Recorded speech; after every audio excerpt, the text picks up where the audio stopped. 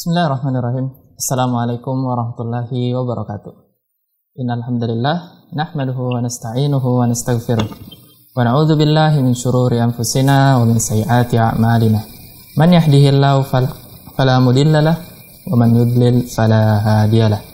Asyhadu an la ilaha illallah wahdahu la syarikalah wa asyhadu anna Muhammadan abduhu wa rasuluhu la nabiyya ba'dah.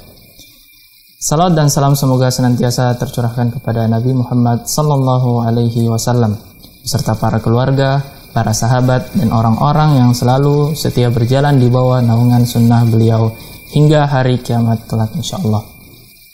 Alhamdulillah, pada pertemuan kita malam hari ini kita akan bersama Al-Ustadz Zainuddin Al-Banjari, Ahmad Zainuddin Al-Banjari hafizahullahu ta'ala dalam pembahasan kitab Al-Manhaj Akidah Imam Asy-Syafi'i. Dan alhamdulillah pada malam hari ini kita akan bertemu pada kajian ke-9 alhamdulillah. Dan alhamdulillah Ustadz sudah tersambung dengan kita. Tapi sebelum itu kami mengingatkan para pemirsa Ahsan TV bagi yang ingin bertanya bisa melalui telepon secara langsung dengan nomor 0813-1829-4352 ataupun bagi para pemirsa yang ingin bertanya melalui pesan singkat atau WhatsApp bisa melalui nomor 0813-1445-5557. Dan kami harapkan pertanyaan-pertanyaan Anda bisa disesuaikan dengan pembahasan kita pada malam hari ini. Dan insya Allah pertanyaan Anda juga akan kami bacakan setelah Ustadz menuntaskan pertemuan pada pembahasan pada malam hari ini. Tanpa memperpanjang waktu lagi, kita sapa terlebih dahulu Ustadz kita di kediaman beliau. Assalamualaikum warahmatullahi wabarakatuh, Ustadz. Waalaikumsalam warahmatullahi wabarakatuh. Alhamdulillah. Gimana kabarnya Ustadz hari ini, Ustadz? Alhamdulillah baik, dan semoga para pemirsa Ahsan TV juga dalam keadaan sehat walafiat. Baik Ustadz, jazakumullah khair. Kami persilakan Ustadz untuk memulai pembahasan pada malam hari ini. Falyatafaddal mashkuran. Bismillahirrahmanirrahim. Innal hamdalillah nahmaduhu wa nasta'inuhu wa nastaghfiruh wa na'udzu billahi min shururi anfusina wa sayyiati a'malina. Man yahdihillahu fala mudilla lahu wa man yudlil fala hadiya lahu. Wa ashhadu an la ilaha illallah wahdahu la syarika lahu wa ashhadu anna Muhammadan abduhu wa rasuluh. Ya ayyuhalladzina amanu taqullaha haqqa tuqatih wa la tamutunna illa wa antum muslimun.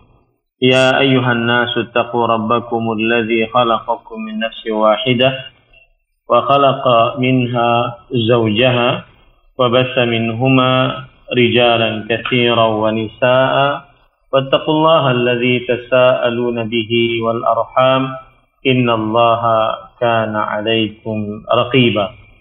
Ya ayyuhalladzina amanu taqullaha wa qulu qawlan sadida yuslih lakum a'malakum wa yaghfir lakum dhunubakum wa man yuti'illaha wa rasulahu faqad faza fawzan 'azima. Amma ba'd, fa inna asdaqal hadithi kitabullah wa ahsanul hadi hadi Muhammadin sallallahu alaihi wa ala alihi wa sallam wa syarrul umuri muhdatsatuha wa kullu muhdatsatin bid'ah wa kullu bid'atin dhalalah wa kullu dhalalatin finnar. Alhamdulillah, kita bersyukur pada Allah Subhanahu wa taala pada hari ini, hari Rabu malam Kamis, kita dimudahkan oleh Allah Subhanahu wa taala untuk duduk bersama kembali membaca kitab Manhajul Imam Syafi'i fi Itsbatil Aqidah yang ditulis oleh Fadilatul Syekh Al-Allamah Profesor Dr. Muhammad bin Abdul Wahhab Al-Aqil hafizahullahu taala. Salawat dan salam semoga selalu Allah berikan kepada Nabi kita Muhammad sallallahu alaihi wa ala alihi wasallam, pada keluarga beliau, para sahabat, serta orang-orang yang mengikuti beliau sampai hari kiamat kelak. Dengan nama-nama Allah yang husna dan sifat-sifatnya yang ulia, kita berdoa, Allahumma inna nas'aluka ilman nafi'an wa rizqan tayyiban wa amalan mutaqabbala. Wahai Allah, sesungguhnya kami mohon kepada Engkau ilmu yang bermanfaat, rezeki yang baik, dan amal yang diterima. Allahumma amin. Ahibati hafizakumullah ta'ala, kaum muslimin yang saya cintai karena Allah, semoga Allah subhanahu wa ta'ala selalu menjaga kita. Pada kesempatan kali ini kita melanjutkan apa yang kita baca dari kitab Manhaj Al-Imam Asy-Syafi'i fi Isbatil Aqidah, dan kita sudah sampai kepada pembahasan yang ketiga di dalam pasal yang kedua, yaitu Ushul Syafi'i fi Isbatil Aqidah. Penetap pokok akidah pokok ajaran Imam Asy-Syafi'i di dalam penetapan akidah. Pokok ajaran Imam Asy-Syafi'i dalam penetapan akidah. Ahibati hafizakumullah ta'ala, kaum muslimin yang saya cintai karena Allah, semoga Allah subhanahu wa ta'ala selalu menjaga kita. Al-aslul awal, pokok pertama dari pokok-pokok ajaran Imam Asy-Syafi'i di dalam penetapan akidah adalah beliau al-iltizamu bil kitabi wa sunnati wa taqdimuha 'ala al-'aql. Yang artinya berpegang teguh kepada Al-Qur'an dan hadis dan mengedepankan Al-Qur'an dan hadis di atas akal. Berpegang teguh kepada Al-Qur'an dan hadis dan mengedepankan Al-Quran dan hadis di atas akal. Mohon maaf sebentar ya.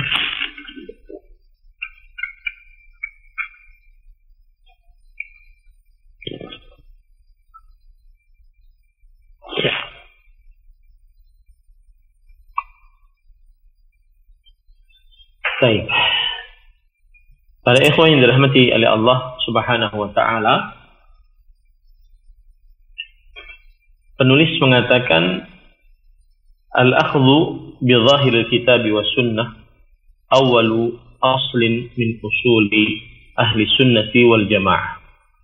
Mengambil lahiriah Al-Quran dan hadis adalah pokok pertama dari pokok-pokok ajaran ahlu sunnah wal jamaah.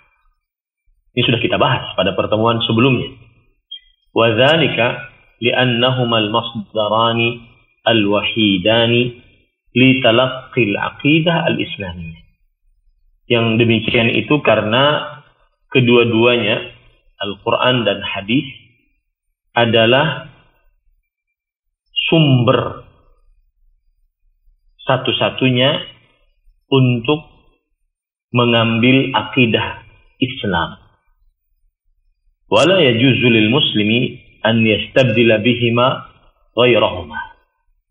Maka tidak pantas bagi seorang muslim untuk mengganti keduanya dengan selain keduanya. Fama asbatahu wajaba an yusbituhul muslim, wa ma nafayahu wajaba 'alal muslimi nafyuhu, wala hudan wala salaha illa bitamassuki bihi. Tidak diperbolehkan bagi seorang muslim untuk mengganti keduanya dengan selain dari keduanya. Mengganti keduanya dari selain keduanya. Apa saja yang ditetapkan oleh keduanya, yaitu Al-Quran dan hadis Rasul Shallallahu Alaihi Wasallam, maka seorang muslim menetapkan apa saja yang ditiadakan oleh keduanya, maka wajib atas seorang muslim meniadakannya. Tidak ada petunjuk apapun, tidak ada kebaikan apapun, kecuali berpegang teguh dengan keduanya, Al-Quran dan hadis Rasul sallallahu alaihi wasallam. Kemudian penulis membawakan dalil surat Al-Ahzab ayat 36. Wa ma kana lil mu'minin wala mu'minatin idza qadallahu wa rasuluhu amran an yakuna lahumul khiyaratu min amri. Tidak pantas bagi lelaki beriman dan perempuan beriman apabila Allah dan Rasul-Nya telah menetapkan suatu ketetapan, akan ada bagi mereka pilihan yang lain tentang urusan mereka. Dan barang siapa mendurhakai Allah dan Rasul-Nya, maka sungguhlah dia telah sesat dengan sesat yang nyata. Ini dalil memberikan petunjuk bahwa apa yang ditetapkan oleh Allah dan Rasul-Nya itulah yang terbaik. Tidak boleh memilih pilihan lain kecuali yang sudah ditetapkan oleh Allah dan Rasul-Nya. Kemudian ahibati hafizakumullah ta'ala, penulis membawakan lagi perkataan wa hadza sya'nul mu'minin billahi wa rasulih walidzalika nafallahu al-imana amman aba wa takabbara an mutaba'atin nabi sallallahu alaihi wasallam. Dan beginilah keadaan orang-orang yang beriman kepada Allah dan Rasul. Oleh sebab itulah Allah Subhanahu wa taala telah meniadakan keimanan atas siapa saja yang enggan dan menyombongkan diri. Enggan dan menyombongkan diri, ya. Atas siapa saja yang enggan dan menyombongkan diri dari mengikuti petunjuk Rasulullah sallallahu alaihi wa ala alihi wasallam. Nah, kemudian penulis membawakan dalil, yaitu surat An-Nisa ayat 65. Faqala subhanahu fala wa rabbika la yu'minuna hatta yuhakkimuka fima shajara bainahum thumma la yajidu fi anfusihim harajan mimma qadait wa yusallimu taslima. Yang artinya fala wa rabbika, maka tidak sekali-kali demi Tuhanmu mereka pada hakikatnya tidak beriman hingga mereka menjadikan kamu, yaitu Nabi Muhammad sallallahu alaihi wasallam, sebagai hakim dalam perkara yang mereka perselisihkan. Kemudian mereka tidak merasa keberatan dalam hati mereka terhadap putusan yang kamu berikan, dan mereka menerima dengan sepenuhnya. Ayat ini memberikan pelajaran bahwasanya tanda keimanan adalah menjadikan Rasulullah Shallallahu Alaihi Wasallam sebagai pemutus keputusan. Dan jika sudah diputuskan, maka seorang yang beriman tidak mendapati di dalamnya keberatan atas keputusan tersebut dan menerima dengan sebenar-benar penerimaan. Jika tidak demikian, maka dia tidak beriman dengan keimanan yang sempurna yang wajib. Wa amara Allahul mu'minina 'inda tanazu'i bi an yaruddu ma tanaza'u fihi ilayhima fa inna fihima hallan likulli ma tanaza'a fihi an-nas. Kata penulis hafizahullah ta'ala, dan Allah Subhanahu wa ta'ala memerintahkan orang-orang beriman saat terjadi perselisihan untuk mengembalikan apa yang mereka perselisihkan di dalamnya,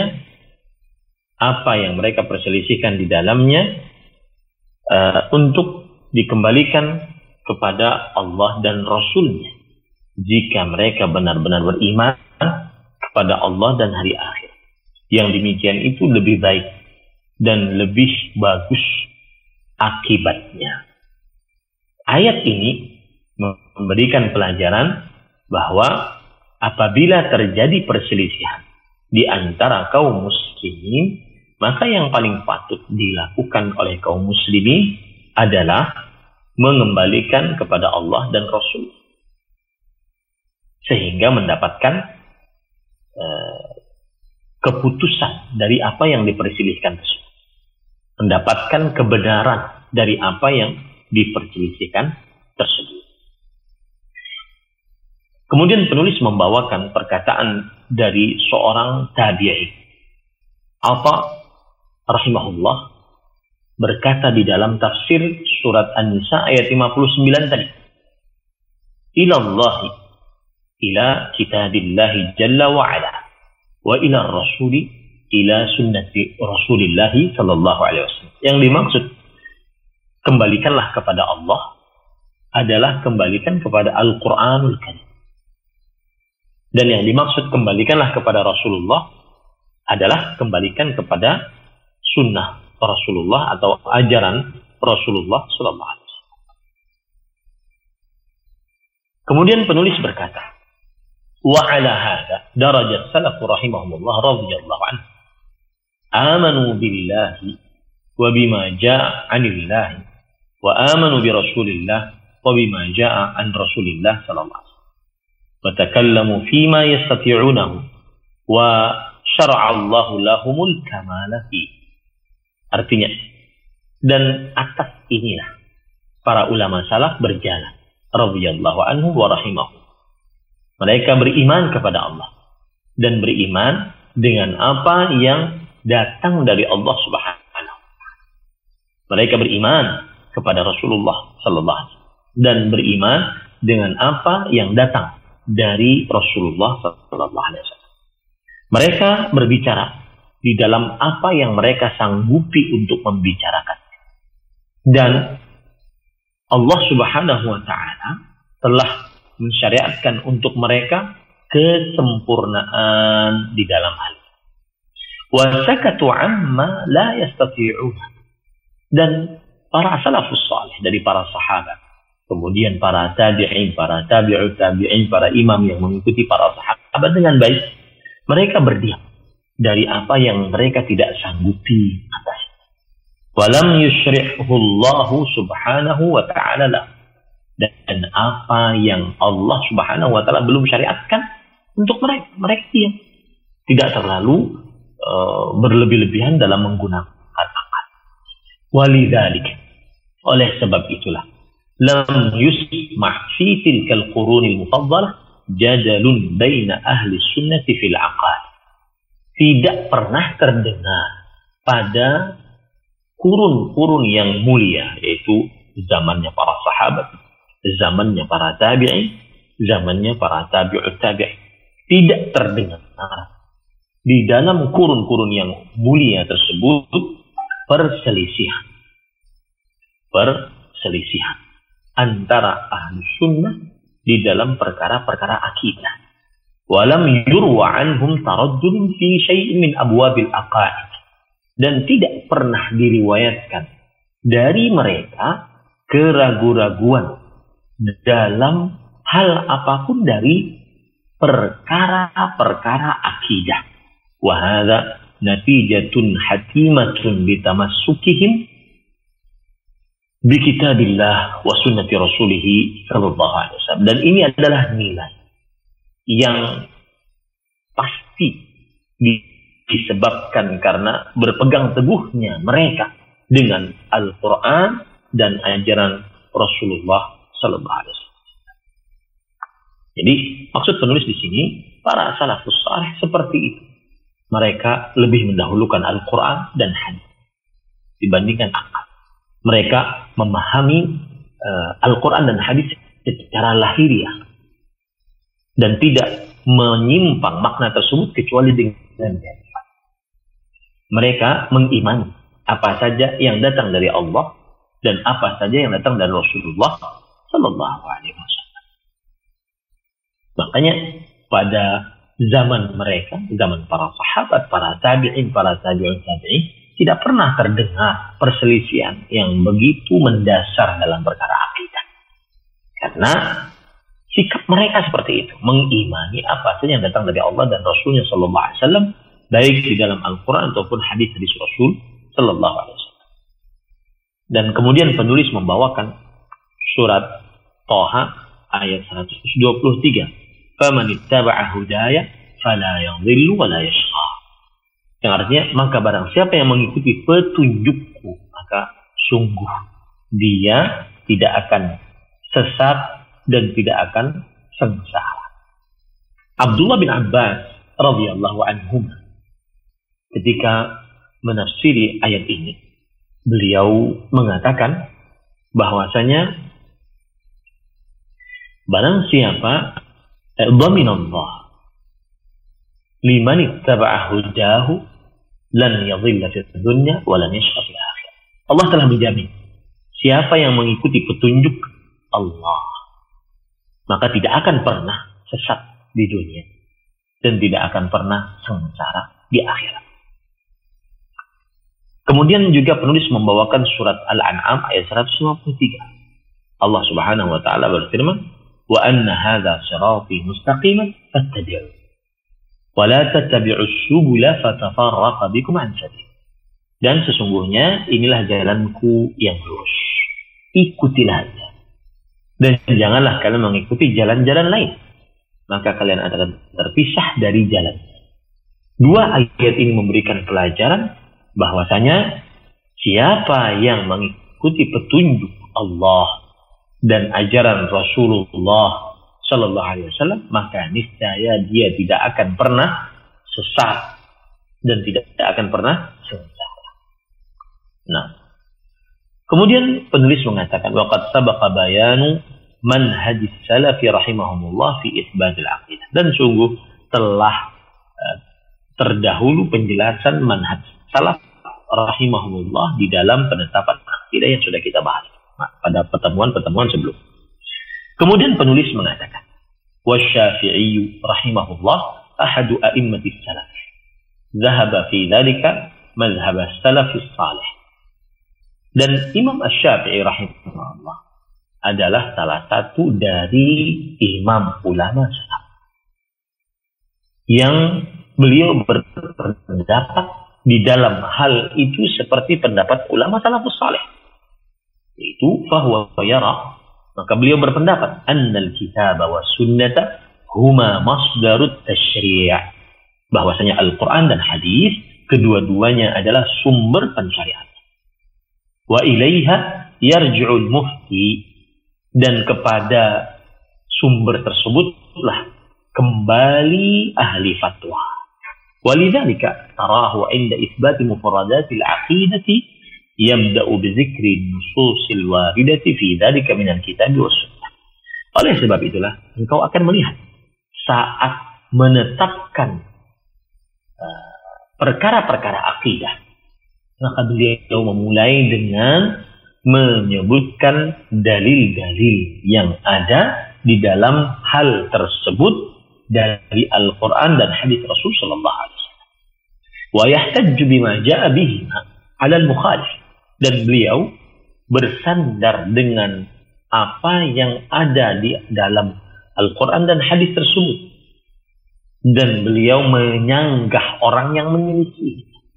Walam nasma' annahu ta'arrada rahimahullah ila ta'wilha, dan kita belum pernah mendengar bahwasanya beliau mentakwilkan dalil-dalil tegas tersebut.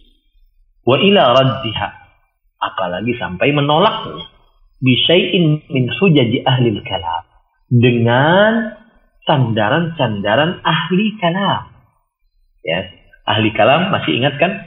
Yaitu orang-orang yang menetapkan akidahnya dengan dasar akal. Itu namanya ahli kalam. Dengan dasar argumen, perasaan, logika. Dan tidak pernah kita dapati Imam Syafi'i rahimahullah ta'ala mentakwil atau menolak dalil-dalil tegas karena bersandar kepada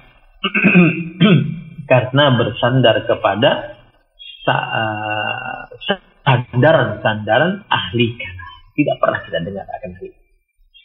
Wa fi dzalika yaqulu rahimahullah fi ma'ridi raddihi 'ala man qala bil istihsan. Dan di dalam hal itu Imam Asy-Syafi'i rahimahullah berkata saat membantah orang yang berpendapat adanya istihsan. Apa itu istihsan? Apa itu istihsan?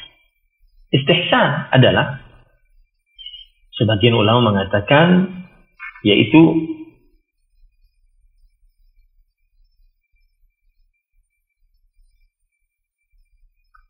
ma yastahsinuhul mujtahidu bi'aqli.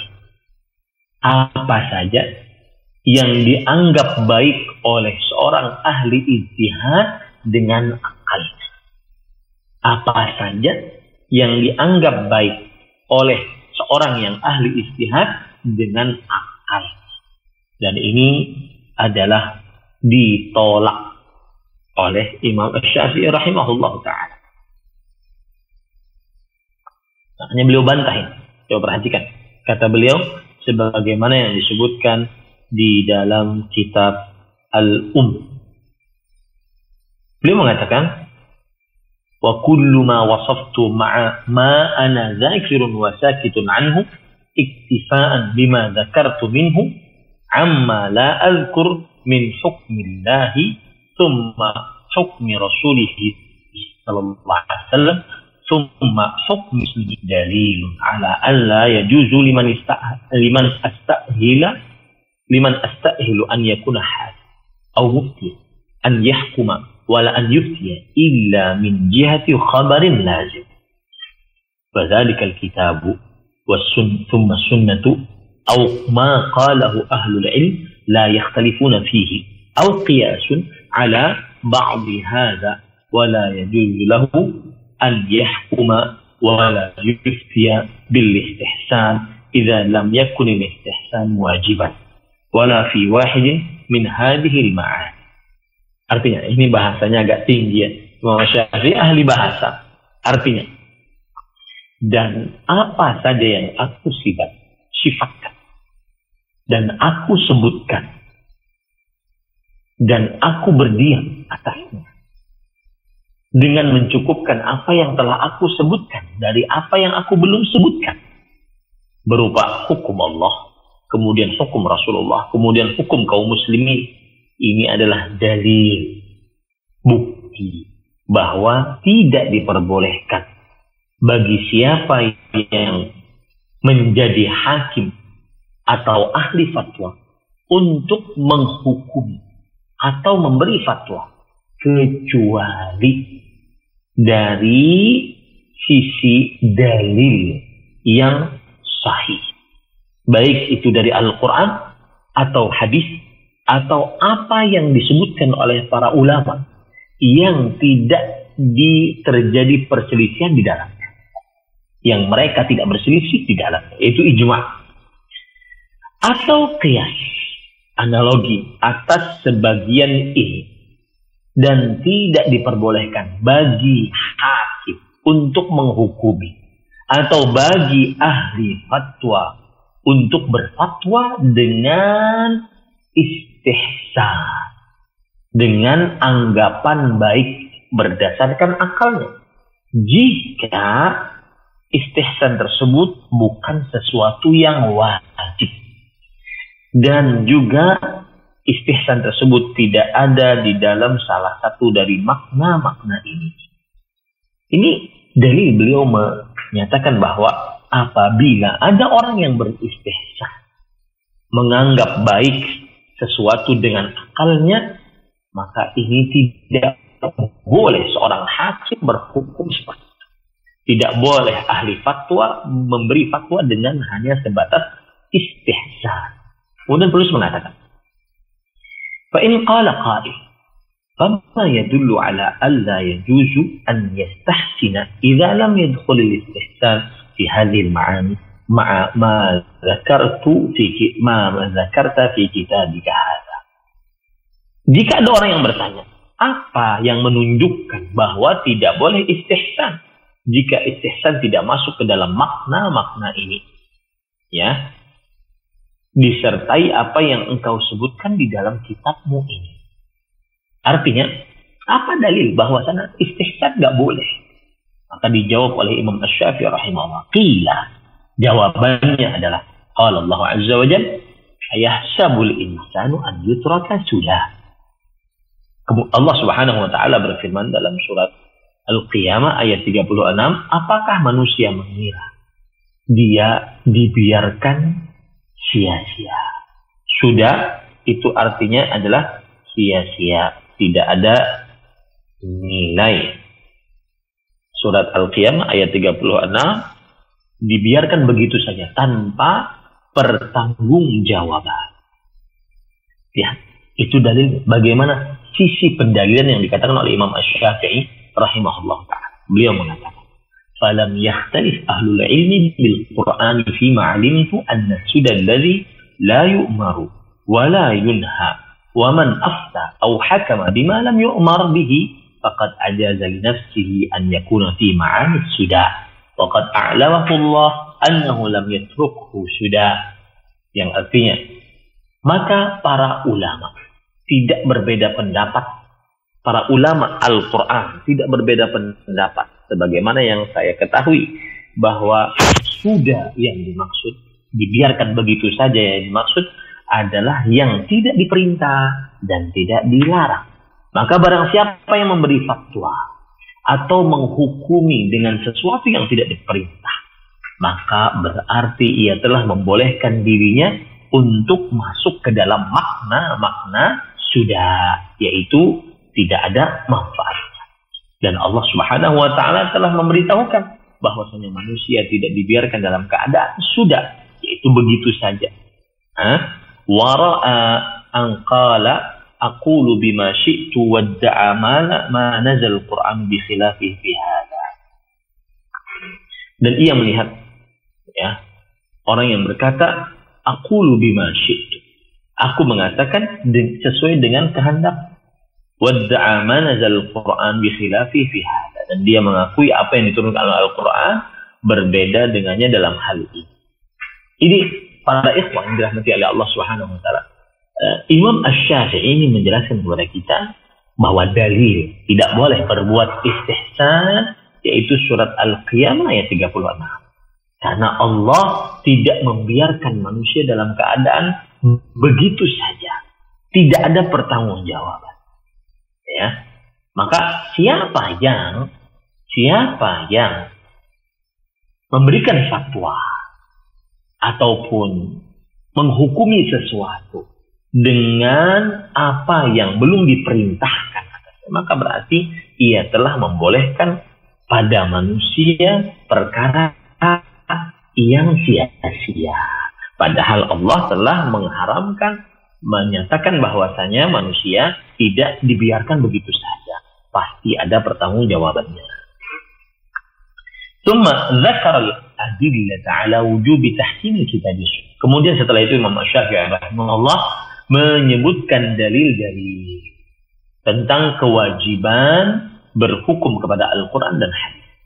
Wa annahu la yajuzu li ahadin mukhalafatuhu, dan bahwasanya tidak diperbolehkan untuk seorang pun menyelisihi keduanya, yaitu Al-Quran dan hadis Rasul sallallahu alaihi wasallam. Kemudian penulis membawakan dalil akan hal ini, surat Al-An'am ayat 106. Ittabi' ma uhiya ilaika min rabbik. Artinya, ikutilah apa saja yang diwahyukan kepadamu dari Tuhanmu. Ikutilah apa saja yang diwahyukan kepadamu dari Tuhan. Ini menunjukkan bahwasanya tidak diperbolehkan seseorang untuk menyelisihi wahyu, baik itu dari Al-Quran ataupun hadis Rasul Sallallahu Alaihi Wasallam. Nah, kemudian Ahibati hafizakumullah ta'ala. Penulis membawakan dalil yang lain, yaitu surat Al-Ma'idah ayat 49. Wa anihkum bima bainahum bima anzalallah. Dan berhukumlah di antara mereka dengan apa yang diturunkan oleh Allah Subhanahu wa taala. Wa la tattabi' ahwa'ahum. Dan janganlah engkau mengikuti hawa nafsu mereka. Nah, kemudian summa jaa qaumun fasa'aluhu an ashabil kahfi wa ghairihi. Faqala a'lamakum qadan u'limukum ghadan. Yani as'alu Jibril thumma u'limukum. Kemudian datang orang-orang bertanya kepada Nabi Muhammad SAW tentang para pemuda yang tertidur di goa, dan juga pertanyaan selain mereka. Maka Rasulullah SAW mengatakan, aku akan beritahukan kalian besok. Maksudnya adalah aku akan bertanya kepada Jibril, kemudian setelah mendapatkan jawabannya, aku akan bertanya kepada kalian besok. Maka kemudian turunlah ayat surat Al-Kahfi ayat 23-24. Wala taqulanna li syai'in inni fa'il dzalika ghadan illa an yasha Allah wa dzkur rabbaka idza. Dan janganlah kamu sekali-kali berkata untuk sesuatu, sungguh aku akan mengerjakannya besok, kecuali dengan kehendak Allah. Dan sebutlah nama Tuhanmu jika engkau lupa. Ini hadis atau ini ayat memberikan pelajaran kepada kita bahwa tidak boleh kita berbicara kecuali dengan petunjuk dari Allah di dalam Al-Quran ataupun dalam hadis dari Rasul sallallahu alaihi wa alihi wasallam. Itu dalil. Waja'athum ra'atu Aus ibn Thamit tashku ilaihi Ausan falam yujibha hatta anzalallahu azza wa jalla Allahu qawlan allati tujadiluka fi zawjiha. Dan datang kepada Nabi Muhammad sallallahu alaihi wasallam istri Aus bin Thamit mengadu kepada Rasul sallallahu alaihi wasallam tentang Aus suaminya. Maka Rasulullah sallallahu alaihi wasallam beliau tidak menjawab aduan dari istri Aus bin Thamit tersebut sampai Allah menurunkan azza wa jalla menurunkan ayat yang berkaitan dengan ini, yaitu sebagaimana disebutkan oleh Allah dalam surat Al-Mujadilah atau Al-Mujadalah ayat 1. Qad sami'a Allahu qawlan allati tujadiluka fi zawjiha. Sungguh Allah telah mendengar ucapan istri yang membantahmu di dalam perihal suami. Ucapan istri yang membantahmu dalam perihal suami. Maksudnya yaitu istri siapa tadi? Aus bin Thamit yang membantah Rasulullah SAW ketika mengadu kepada Rasulullah SAW tentang suami. Nah, kemudian setelah itu wajah al-Ajlan yaqdhifu imra'atah. Al-Ajlani datang kepada Rasulullah SAW. Dia menuduh istrinya berzina. Qala lam yanzil fikuma. Lalu Rasulullah SAW berkata, belum turun ayat atau wahyu tentang kalian berdua.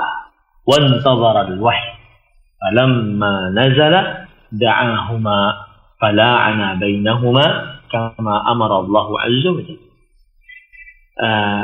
Lalu beliau menunggu wahyu. Ketika turun wahyu, maka Nabi Muhammad SAW memerintahkan keduanya untuk datang.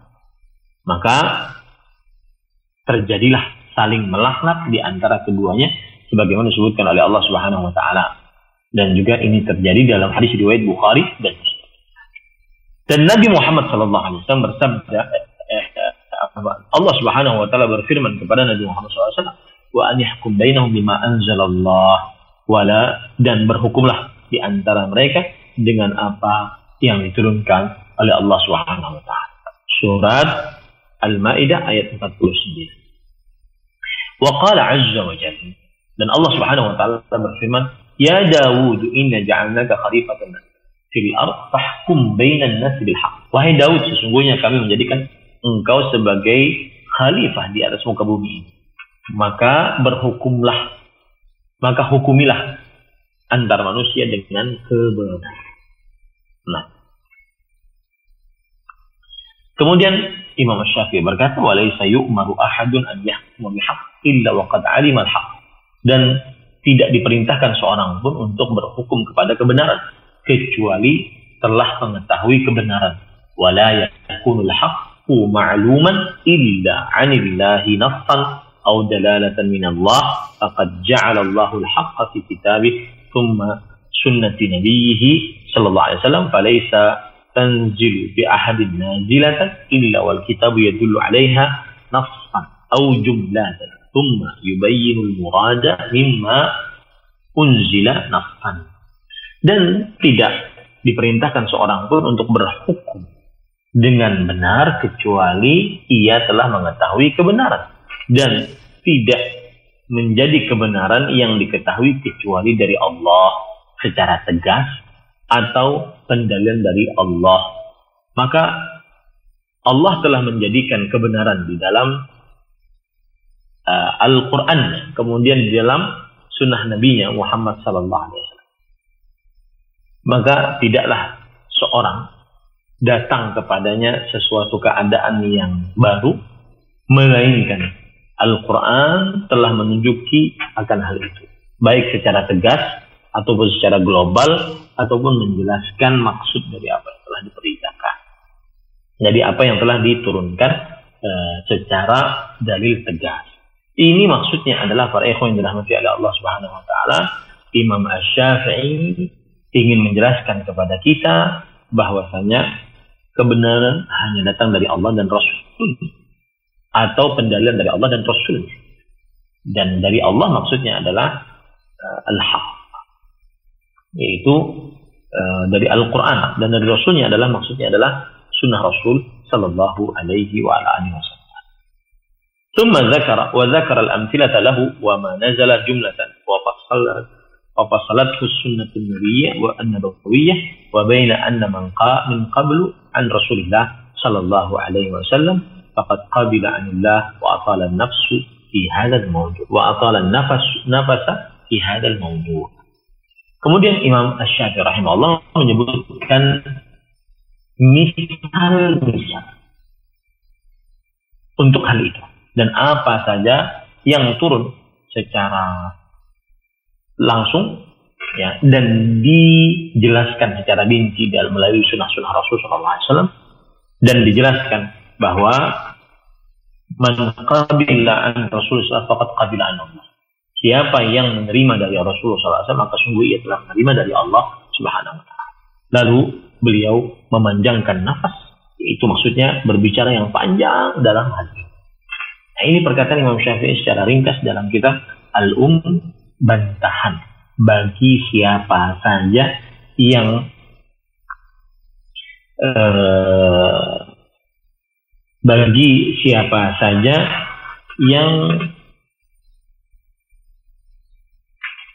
menjadikan selain Al-Quran dan hadis Rasulullah SAW sebagai sandaran hukum. Bagi siapa saja yang menjadikan istihsan sebagai sandaran hukum. Nah, ini cukup dulu para ikhwan yang dirahmati oleh Allah Subhanahu wa taala. Nah, jika ada yang bertanya maka dipersilakan. Baik, jazakumullah khairan kepada Ustadz atas ilmunya yang sudah diberikan. Kami kembali lagi mengingatkan para pemirsa Ahsan TV, bagi yang ingin bertanya bisa melalui telepon secara langsung dengan nomor 0813 1829 4352, atau bagi para pemirsa yang ingin bertanya melalui pesan singkat atau WhatsApp bisa melalui nomor 0813 1445 5557. Dan insyaallah alhamdulillah sudah ada yang bertanya di sini. Sambil kita menunggu penelpon yang masuk, kita bacakan terlebih dahulu pesan singkat yang sudah masuk. Pertanyaan pertama, Ustadz. Assalamualaikum warahmatullahi wabarakatuh, Ustadz. Bagaimana cara menasehati dengan baik kepada teman saya untuk menjauhi ilmu-ilmu tentang zodiak karena dia seringkali mempercayai zodiak tersebut seperti hari ini saya akan mendapatkan kebaikan dan lain sebagainya. Jazakallahu khairan Ustaz. Bismillah, walhamdulillah, wassalatu wassalamu ala rasulillah wa ala alihi wa sahbihi wa man. Kalau kita buka Kamus Besar Bahasa Indonesia, zodiak itu adalah lingkaran khayal di langit yang berpusat di ekliptika dan dibagi menjadi 12 tanda perbintangan, yaitu Aries, Taurus, Gemini, Cancer, Leo, Virgo, Libra, Scorpio, Sagittarius, Capricornus, Aquarius, dan Pisces. Maka dari pengertian zodiak, yaitu lingkaran khayal, berarti ini meramal dengan bintang, dan bintangnya tersebut jumlahnya 12 bintang yang saya sudah sebutkan tadi. Maka ini bertentangan dengan akidah seorang muslim, yaitu bahwa tidak ada yang mengetahui akan hal gaib di langit dan bumi kecuali Allah Subhanahu wa ta'ala. Sebagaimana disebutkan oleh Allah Subhanahu wa ta'ala, qul la ya'lamu man fis samawati wal ardi al-ghaiba illallah. Katakanlah wahai Muhammad sallallahu alaihi wasallam, tidak ada yang mengetahui akan hal gaib di langit dan di bumi melainkan Allah, sebagaimana disebutkan oleh Allah dalam surat An-Naml ayat 65. Maka apabila zodiak tersebut menghayal akan sesuatu disandarkan kepada 12 bintang tadi, maka ini bertentangan dengan akidah dasar seorang muslim bahwa tidak ada yang mengetahui akan hal gaib di langit dan di bumi melainkan Allah Subhanahu wa ta'ala. Kemudian juga di dalam percaya kepada zodiak ini terdapat sikap yang diharamkan dalam ajaran Islam, yaitu merasa bernasib sial ketika melihat atau mendengar sesuatu. Merasa bernasib sial ketika melihat atau mendengar sesuatu. Rasulullah SAW bersabda, at-tiyaratu syirk, merasa bernasib sial ketika melihat atau mendengar sesuatu adalah kesyirikan. Maka ini termasuk di dalam. Nah, cara menasihati teman yang masih percaya kepada zodiak, maka diingatkan bahwa mempercayai zodiak tersebut termasuk keharaman karena bertentangan dengan dalil dari Al-Quran dan hadis bahwa tidak ada yang mengetahui akan hal gaib di langit dan di bumi.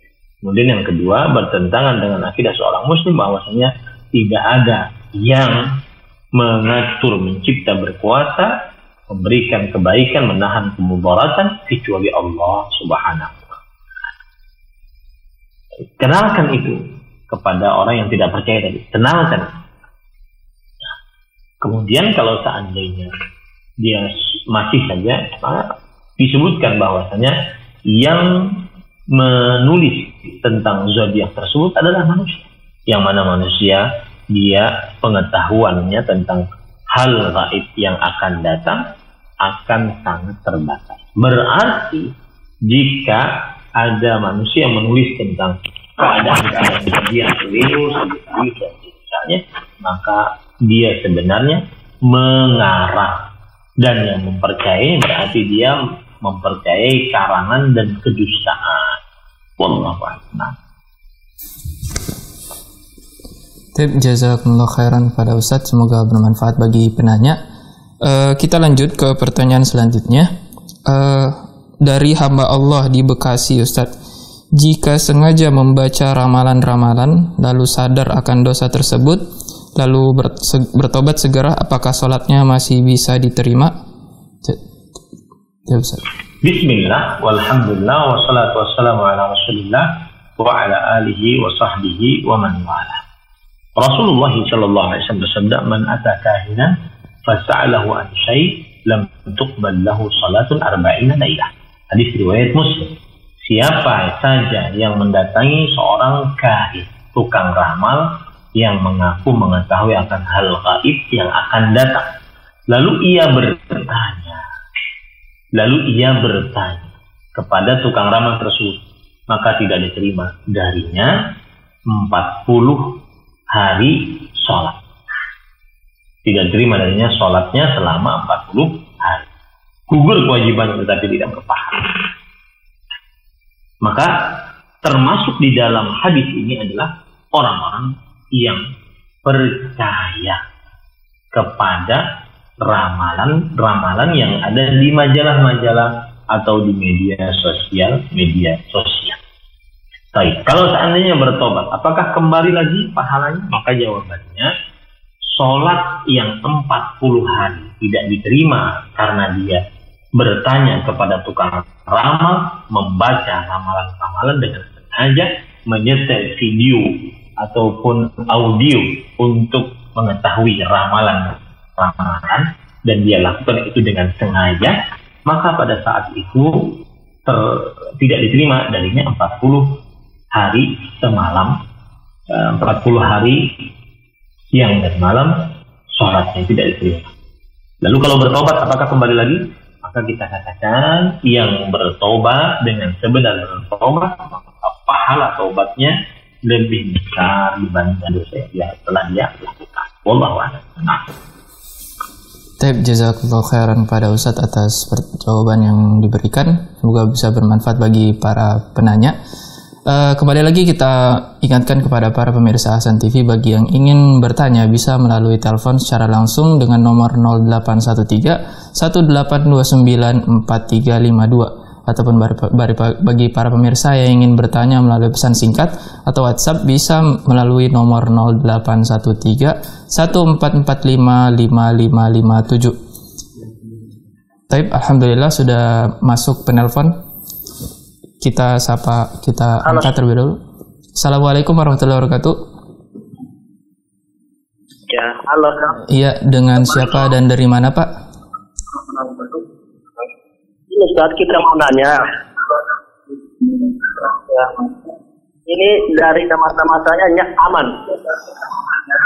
Dari mana Pak? Aman dari Pulau Nia. Oke. Bisa fokus ke teleponnya Pak? Ya. Ini kita dari Pulau Nia. Iya, silakan Pak. Nanya begini Ustaz. Tadi Ustaz mengatakan menurut Imam Syafi'i tidak membenarkan yang memutuskan suatu perkara yang berdasarkan akal, yang mana menurut akalnya itu baik.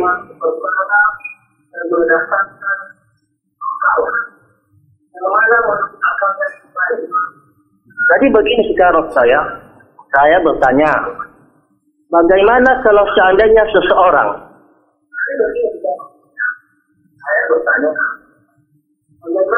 Iya. berbuat yang tidak baik, Langsung mencuri, teleponnya Pak.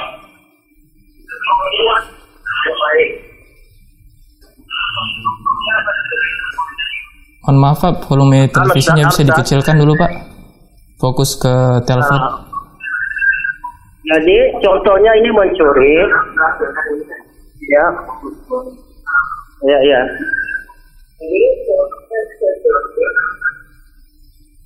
Nah, jadi ini terjadi contohnya ini di kampung saya.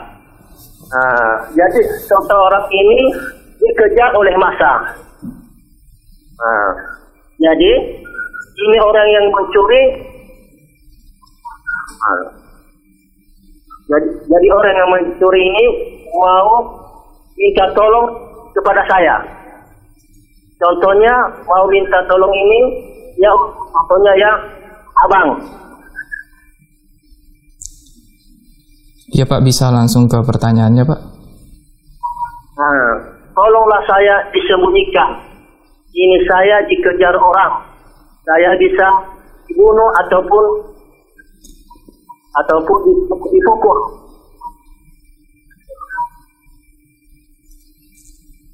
Dipukul. Jadi dalam situasi begini, apakah saya wajib menolongnya, menyembunyikannya dari masa, atau saya itu memberitahukan kepada masa bahwa dia ini bersembunyi di rumah saya? Nah, yang saya tanyakan, apakah ini kesalahan? Cukup, Pak. Apabila saya memberitahukan kepada masa atau menyembunyikan dia? Ya, cukup, Pak, ya. Ya. Ustaz, bisa dijawab, Ustaz. Bismillahirrahmanirrahim. Wassalatu wassalamu ala Rasulillah wa ala alihi wasallam. Pertanyaannya terlalu panjang dan waktu kita habis, ya. Sebenarnya jika bertanya, maka bertanyalah dan tidak perlu bercerita. Apa hukumnya menyembunyikan seorang pencuri? Selesai. Tidak perlu untuk terlalu panjang jika dikaitkan dengan pelajaran tadi. Selesai itu. Ya, tidak perlu untuk bercerita terlalu panjang. Maka jawabannya adalah apabila ada seseorang minta perlindungan kepada seorang muslim, maka pada waktu itu seorang yang minta perlindungan kepada seorang muslim, dia terjaga darahnya, terjaga kehormatannya, karena dia minta perlindungan kepada seorang muslim. Dan hal ini berdasarkan hal yang pernah terjadi kepada Ummu Hani, bahwasanya ada orang yang minta perlindungan kepada Hani, kemudian siapa yang minta perlindungan kepada Ummu Hani, maka dia berarti terlindung. Tetapi apabila pencuri tersebut memang terkenal mencuri, maka yang dimintai perlindungan wajib untuk memberitahukan kepada pihak yang berwajib, sehingga tidak terjadi lagi kemaksiatan dan kemungkaran yang menyebabkan kerusakan ataupun kezaliman terhadap orang lain. Wallahu a'lam. Jazakumullah khairan kepada Ustadz atas jawabannya. Semoga bisa menjawab pertanyaan dari Bapak tadi. Dan pertanyaan sebelumnya menjadi akhir dari pertemuan kita pada malam hari ini. Tapi sebelum itu, sebelum kita menutup pertemuan kita, mungkin ada beberapa kata penutup dari Ustadz sebelum kita menutup pembicaraan hari ini.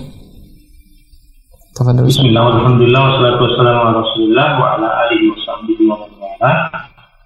Yang ingin saya sampaikan di akhir kajian ini adalah bahwa termasuk dari akidah Imam Syafi'i ataupun pokok ajaran Imam Syafi'i saat menetapkan akidah adalah beliau senantiasa lebih mengedepankan Al-Quran dan Hadis dan tidak mengedepankan Al-Quran dan Hadis atas apapun, ya, tidak mengedepankan akal dari Al-Quran dan Hadis.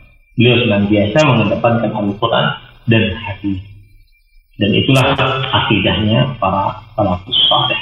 Termasuk di dalamnya, yaitu dalam perkara istihsan, yaitu apa saja yang dianggap baik oleh seorang ahli ijtihad dengan akalnya, maka pada saat itu beliau menolak akan istihsan yang seperti ini, karena ini berarti mengedepankan akal dibandingkan Al-Quran dan Hadis. Dan Imam Syafi'i oleh karena ini pernah berkata, man istahsana faqad syara'. Siapa yang dia melakukan istihsan, yaitu menganggap sesuatu itu baik dengan akalnya, maka sungguh dia telah membuat syariat baru, padahal tidak ada yang boleh membuat syariat kecuali Allah Subhanahu wa ta'ala. Hadza wallahu a'lam. Sallallahu nabiyana Muhammad walhamdulillahirabbil alamin. Wassalamualaikum warahmatullahi wabarakatuh. Barakallahu fiik kepada Ustadz, dan jazakumullah khairan juga kepada Ustadz atas ilmunya pada malam hari ini. Dan demikianlah pertemuan kita pada malam hari ini, dan juga jazakumullah khairan kepada para pemirsa Ahsan TV bagi yang sudah menyaksikan pembahasan pada malam hari ini. Dan kami selaku tim kru yang bertugas, kami mohon maaf apabila ada kekurangan selama pertemuan ini berlangsung. Kita tutup pertemuan kita pada malam hari ini dengan doa kafaratul majlis. Subhanakallahumma wa bihamdik, asyhadu an la ilaha illa anta, astaghfiruka wa atubu ilaik. Assalamualaikum warahmatullahi wabarakatuh.